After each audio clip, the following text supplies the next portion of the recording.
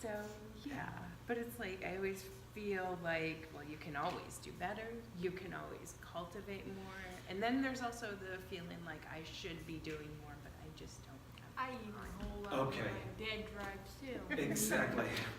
Right. So this is why this is number 4.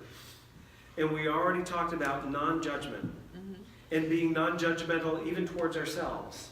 So that when the judgment things come up, we say, whoa, whoa, whoa, whoa, whoa. Kindness.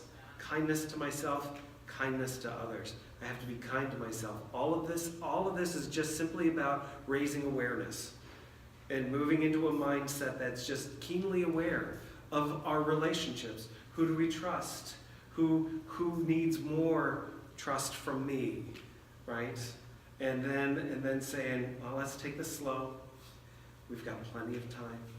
Let's be kind to ourselves. And if it's just simply, moments where we can just cultivate, right? Cultivate. It's about taking it slow.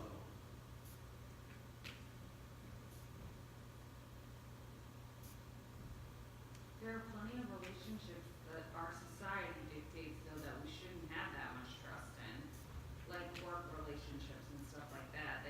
There is a line where you should stop being vulnerable, as you put it, or sharing.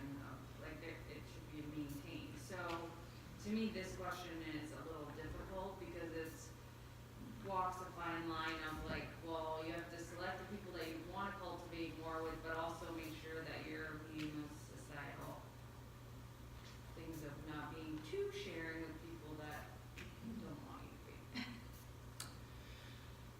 There is the balance between healthy boundaries and the willingness to extend friendship, the benefit of the doubt, grace, forgiveness towards others, so that if we trust ourselves and we cultivate that trust, that relationship, and then we cultivate that relationship with who Jesus is and how he exemplifies things, we kind of follow that model. If we do follow that model, this is like ultimate vulnerability, right? So let's walk down the path of Jesus Christ and see where this takes us, right? Is that it says in Philippians 2 is that he emptied himself. You want to talk about, it says 100% vulnerability, and he took on the form of human being and took on the form of a human slave, emptied himself, and became obedient even to that part of life that we call death. So the vulnerability that we're called to, if we follow this example of Jesus Christ, becomes so vulnerable that are people going to take advantage of it? Yep. They are so going to take advantage of our vulnerability. But I'm coming to realize that it is so much more worth being vulnerable than it is to be jaded and cynical and have the walls up and prevent myself from being a friend to other people. I want to give a huge shout out to the people that I just spent 5 days with in Maryland, where we worked on emotional intelligence. And I didn't know what to expect, but it was 5 intensive days going from 7:30 until 9 o'clock of just deepening friendships with people that you just met. And my life has changed because of these people that I met in 5 days.